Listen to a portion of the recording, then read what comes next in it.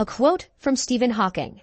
Steady-state theory was what Karl Popper would call a good scientific theory. It made unambiguous predictions that could be confirmed or disproved by observation. Unfortunately, it was disproved. Cambridge lecturers Fred Hoyle, Herman Bondi, and Thomas Gold spontaneously realized after a whimsical movie night that the universe must be eternal. The new theory has changed the way we think about the universe forever. Matter replaces matter. Time does not exist, and the universe is in an eternal, unchanging state.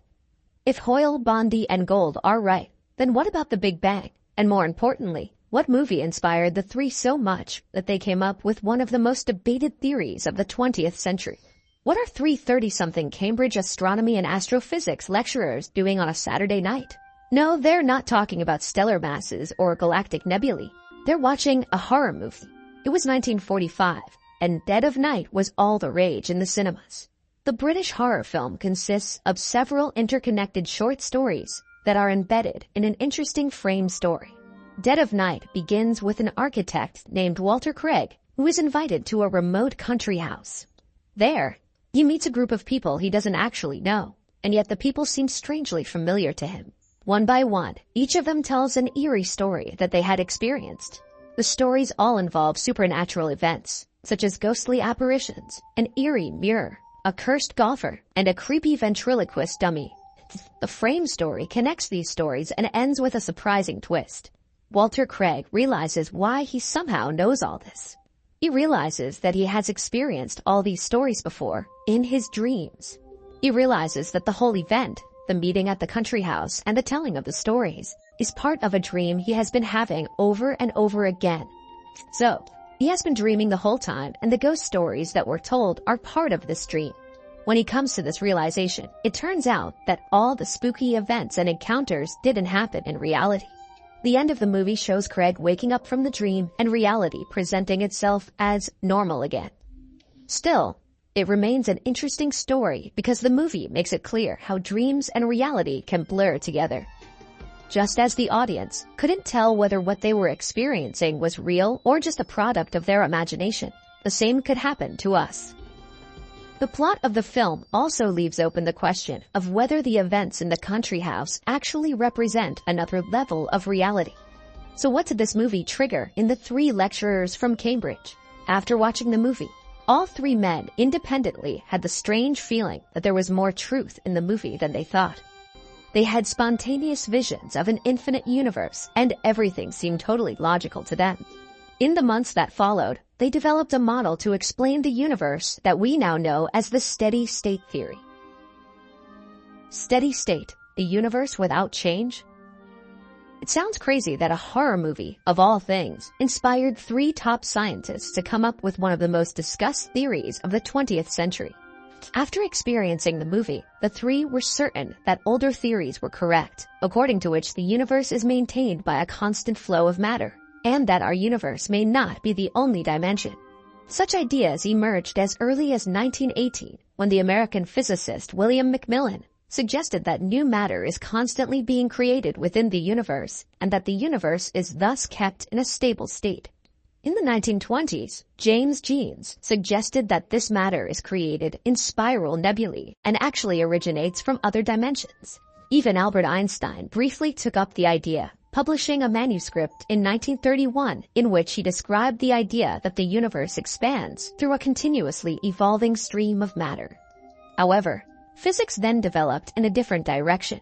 Thanks to the work of Hubble and Lemaitre, the idea of the Big Bang and expansion in time and space became established. In 1948, Fred Hoyle, Herman Bondi, and Thomas Gold proposed what is probably the strongest counter-theory to the Big Bang model, the steady-state universe. This theory states that the universe has neither a beginning nor an end, and that new matter is created continuously. The expansion could therefore be an optical illusion triggered by the flow of matter. As we know today, excess matter is sucked out of the universe by black holes, for example, and possibly channeled from there back into other dimensions where it is renewed. In the 1950s and 60s, the steady-state theory was discussed by many scientists, and for a while it competed with the Big Bang theory for supremacy in cosmology. Has the theory really been disproved? Let's take up the quote from Stephen Hawking. He said about the steady-state theory. Steady-state theory was what Karl Popper would call a good scientific theory. It made unambiguous predictions that could be confirmed or disproved by observation. Unfortunately, it was disproved. Hawking saw the theory as disproved. This was due to observations made by scientists from the 1960s onwards. But before we turn our attention to these discoveries, let's take a look at who the Karl Popper mentioned in the quote was. Popper was an Austro-Hungarian philosopher and mathematician and one of the great thinkers of the 20th century. He said quite correctly that scientific theories can never be definitively proven, but only refuted.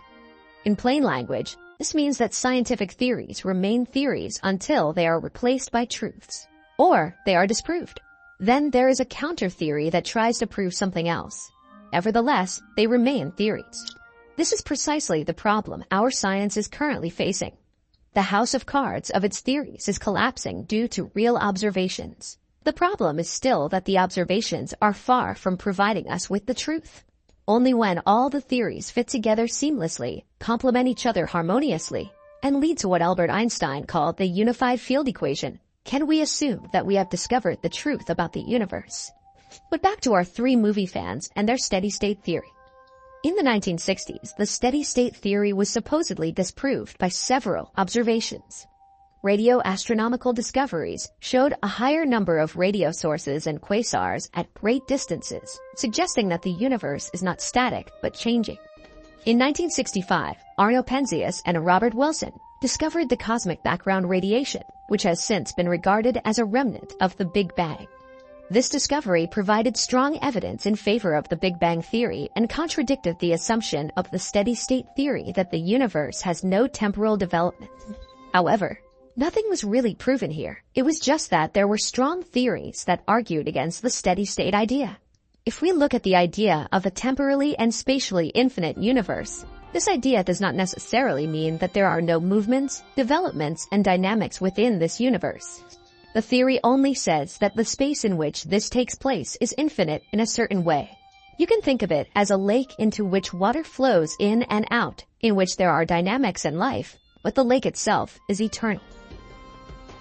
A dimension outside of time and space. The idea is crazy that we may have gotten ourselves tangled up in a problem through a small error of perception. Some scientific theories suggest that time and space are illusions that lead to false scientific assumptions. But how can this be? Our senses and measuring instruments are designed to recognize and measure space and time. But if these dimensions are actually infinite, our perceptions and the theories derived from them could be misleading. This means that many scientific assumptions made on the basis of space and time may be mistaken. We are at a delicate threshold in science. The James Webb Space Telescope is an $11 billion project that was supposed to show us the first galaxies of the universe. But what do we see? Rows and rows of galaxies that are so highly developed and structures so gigantic that they could not possibly have existed in a universe that was just 200 to 300 million years old. Even if few scientists are currently willing to say it out loud and admit it, these discoveries suggest that the universe is far older than previously thought, or infinite. Science is often reluctant to move on. Many researchers have grown too fond of their old theories to abandon them now. It almost seems as if a group of old men are staunchly defending theories, such as the Big Bang and expansion, simply because they are afraid that everything they have believed in all their lives is wrong. But there are also others, young and open-minded researchers who will welcome all new findings with curiosity and openness. After all, science is not about being right, but about the truth. What if the steady-state theory is right after all? What hardly anyone knows at the moment is that the cosmic microwave background has also long been doubted. Not its existence, but its origin and significance. Some saw the cosmic background radiation as an expansion that started from a single point.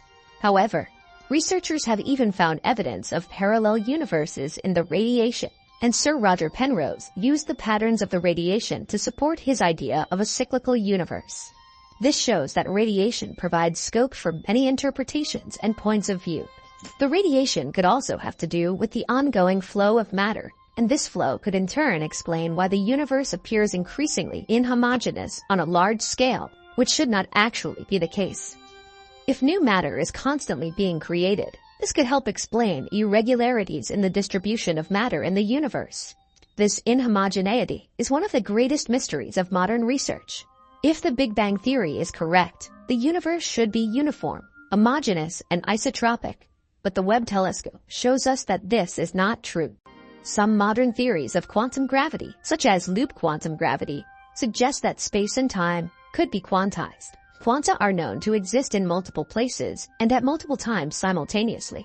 As they are the building blocks of our world, this could be a crucial clue that space and time are not as fixed as we think.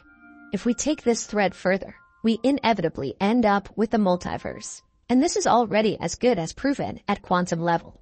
Theories that propose the existence of many universes are partly compatible with the steady-state theory. In a multiverse, our universe could be one of many bubbles that constantly appear and disappear, which could reflect a continuous state of being. This would support the idea, but there is no final creation, but an eternal cycle of universes. Click on subscribe now and look forward to many new, exciting videos.